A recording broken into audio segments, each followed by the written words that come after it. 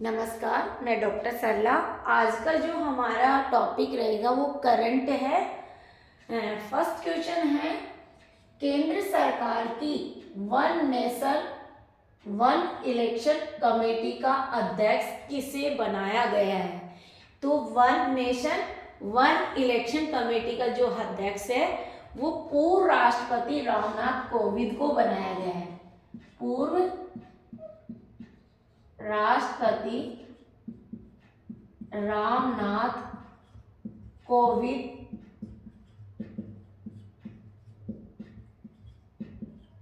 को बनाया गया है कि अभी एक ऐसी योजना इन्होंने लागू करने का प्रयास किया गया है कि पूरे भारत में वन नेशन एक राष्ट्र हो और वन इलेक्शन यानी सब एक साथ इलेक्शन हो। तो इस कमेटी का अध्यक्ष अभी चर्चाएं चल रही है, लागू नहीं किया गया है, लेकिन अध्यक्ष किसे बनाया गया है? पूर्व राष्ट्रपति रामनाथ कोविंद को। सेकंड क्वेश्चन हमारा है, कुंवारी नदी का उद्गम स्थल कौन सा है? अब देखिए, बहुत इंपॉर्टेंट क्वेश्चन है और इस तरह के स्टेट से क्वेश्चन उठाते हैं करंट के। सबसे पहले ये समझना है कि कुंवारी नदी का उद्गम स्थल शिवपुरी पठार से माना जाता है। और ये शिवपुरी पठार कौन से स्टेट में है ये भी जान लीजिए, मध्य प्रदेश। क्लियर? कुंवारी नदी का उद्गम स्थल शिवपुरी पठार मध्य प्रदेश से माना जाता है। बहुत ही इंपॉर्टेंट क्वेश्चन है अगला, कौन सा भारत आने वाला पहला अंग्रेजी जहाज था? कौन सा भारत से पहले आने वाला अंग्रेजी जहाज था? ये इससे कई क्वेश्चन बन चुके हैं। तो ये हमारा ड्रैगन, आप ड्रैगन से लर्न कर सकते हैं। तो ये जो ड्रैगन है, ड्रैगन जहाज से है और यहां से भी क्वेश्चन पूरे पुटअप होते हैं। फिर हमारा नेक्स्ट क्वेश्चन है, विश्व का सबसे ऊंचा पुल किस नदी पर स्थित है? विश्व का जो सबसे ऊंचा पुल है वो किस नदी पर स्थित है? तो विश्व का चिनाब नदी। और चिनाब नदी की बात करें तो ये जम्मू कश्मीर में है और इसकी ऊंचाई 359, ये भी ध्यान रखना है। नेक्स्ट क्वेश्चन है, माणिक्यलाल वर्मा आदिम जाति शोध संस्थान कहां पर स्थित है? तो ये उदयपुर जिले में है। नेक्स्ट क्वेश्चन है, बांगड़ का गांधी किसे कहा जाता है? अब देखिए, बांगड़ का गांधी की बात करें तो भोगीलाल पांड्या।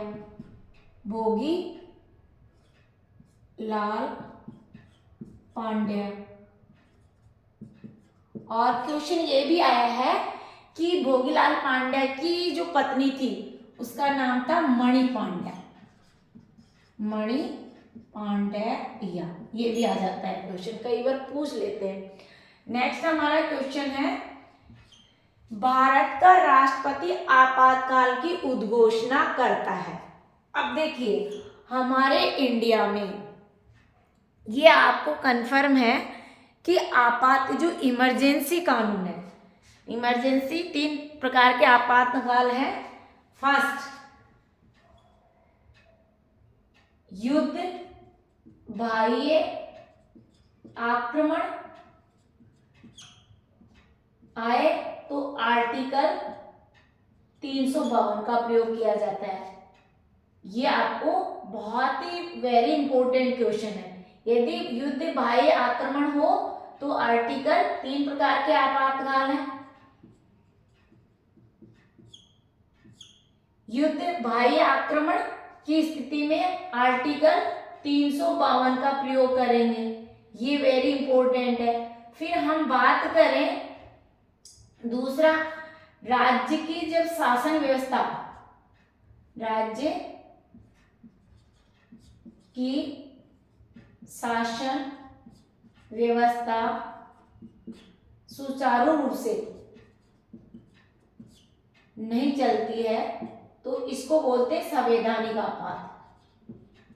संवैधानिक के अनुसार राज्य की जो शासन व्यवस्था ठीक नहीं से चला रही है तो राज्य में आपात लगता है अनुच्छेद 356। ये भी वेरी मोस्ट है, इसको भी ध्यान रखना है। फिर देखिए हम बात करें, जैसे कोई विपदा आ गई, बाढ़ आ गई, है ना, उसको हम बोलते हैं वित्तीय आपात। वित्तीय आपात और वित्तीय आपात आर्टिकल 360 का प्रयोग करते हैं। अब देखिए इसको आप अंग्रेजी झाड़ से रेड डेगन कर लेना, ये चीजें ध्यान में रखनी है, वेरी मोर। और कैप्टन हॉकिंस इसका अधिकारी था, मानने वाला अधिकारी कौन था? कैप्टन हॉकिंस, जो कि अंग्रेज था। तो सीधा सीधा क्वेश्चन कौन सा बाहर से आने वाला पहला अंग्रेजी जहाज था? उस अंग्रेजी जहाज जो ब्रिटिश अंग्रेज जहाज है, ब्रिटिश जहाज का नाम क्या था? रेड डेगन। रेड डेगन, क्लियर। यहाँ आपातकाल से मैंने कोऑर्डिनेट किया है कि हमारे देश में 3 प्रकार के आपातकाल थे। पहला, युद्ध बाह्य आक्रमण हो रहा है देश में, तो हम 352 का आर्टिकल का प्रयोग करेंगे। ये राज्य के शासन से व्यवस्था सुचारू रूप से नहीं चल रही है, संविधान आपात के नाम से 356। विपदा, बाढ़ आ गई, भूकंप आ गया, ठीक है, तो वित्तीय साख, हमारी वित्तीय साख फसल जिसे कहते हैं फसल, चौपट हो गई, उस कंडीशन में आर्टिकल 360 का प्रयोग कर देंगे। ये तो थी इमरजेंसी। अब देखिए क्वेश्चन हमारा क्वेश्चन है कि भारत का राष्ट्रपति आपातकाल की उद्घोषणा किस कंडीशन में कर सकता है? प्रधानमंत्री की सलाह पर। गलत है, क्योंकि प्रधानमंत्री की सलाह पर। अब देखिए उठा के स्टूडेंट क्या करता है?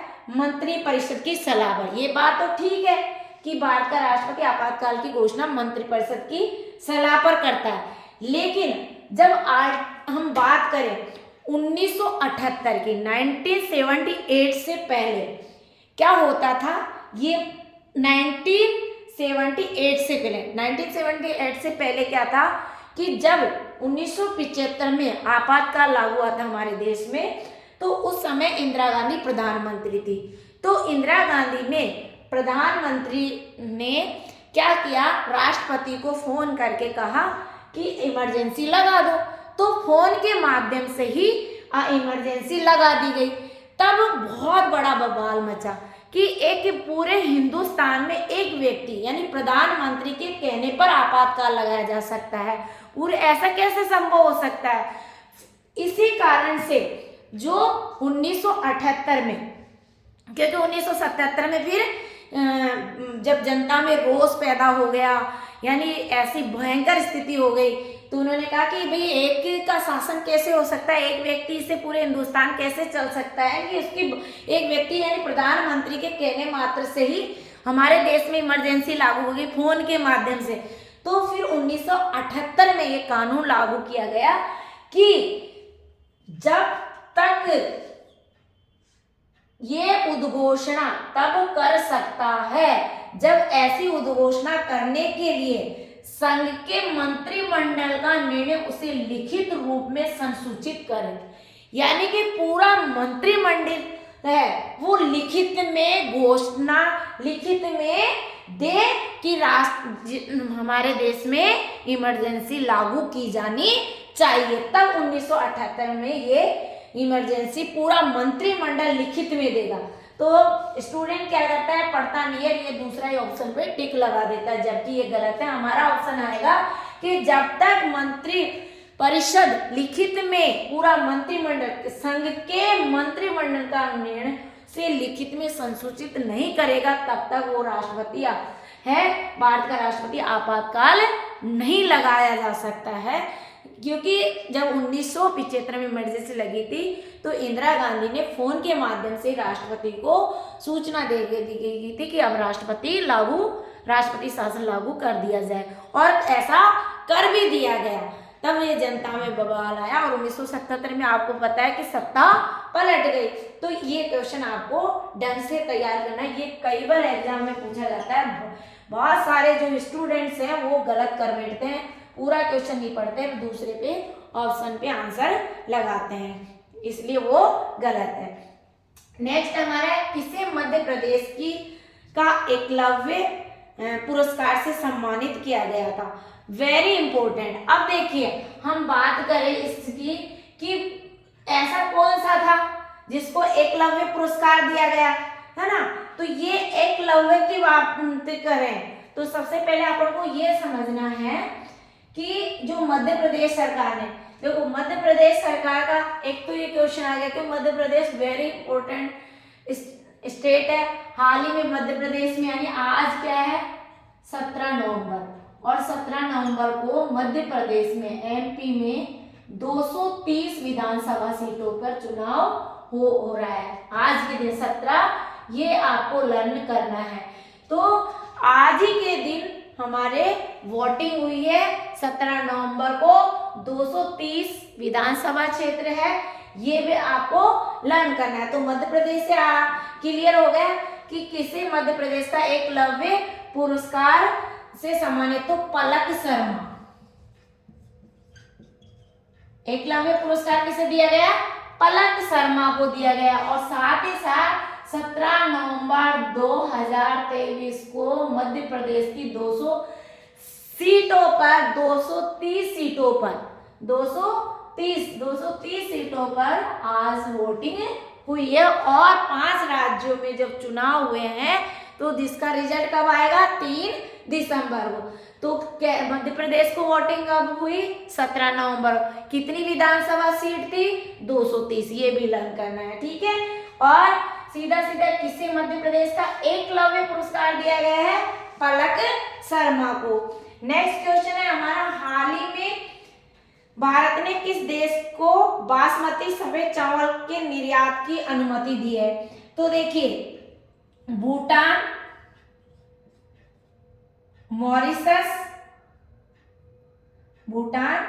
मॉरिशस और सिंगापुर, ये 3 देश को निर्यात की अनुमति दी है। अब क्वेश्चन ये भी बन रहा है, कि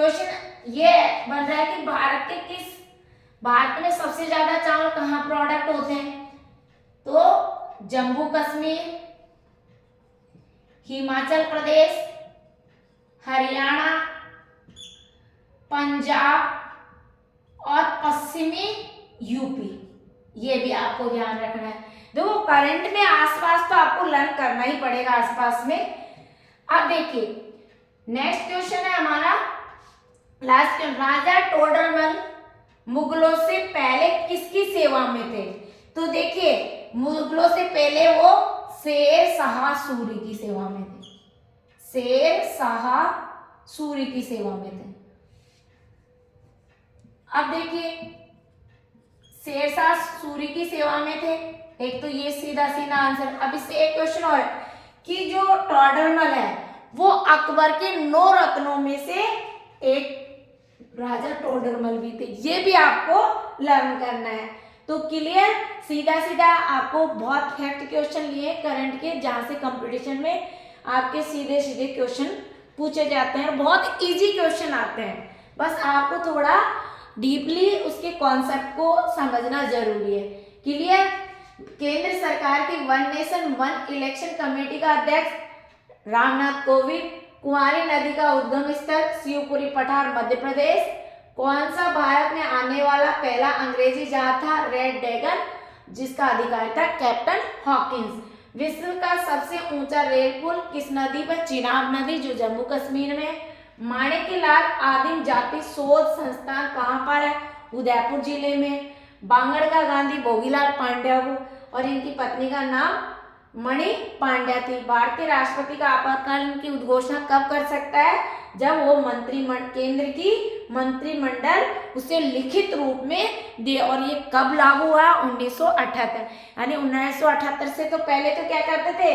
मंत्री परिषद की सलाह पर डायरेक्ट प्रधानमंत्री ने फोन किया और तुरंत राष्ट्रपति शासन लागू कर दिया जाता था। लेकिन 1978 के बाद में अब ऐसा नहीं होता है कि फोन पे ही राष्ट्रपति शासन लागू कर दिया जाए। अब लिखित में पूरी मंत्रिमंडल के निर्णय लेने के पश्चात लिखित में सूचना देना अनिवार्य होता है। किसे मध्य प्रदेश का एकलव्य पुरस्कार से सम्मानित पलक शर्मा को।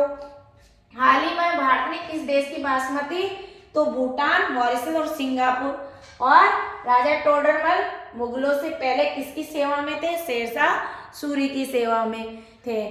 तो आप प्लीज इनको, जितने भी हमारे वीडियो देख रहे हैं उनको सभी को, प्रतियोगी जो परीक्षा की तैयारी कर रहे हैं उनको जोड़े अधिक संख्या में, ताकि लाभान्वित हो सके, और सबको शेयर करें, सब्सक्राइब करें। Thank you so much.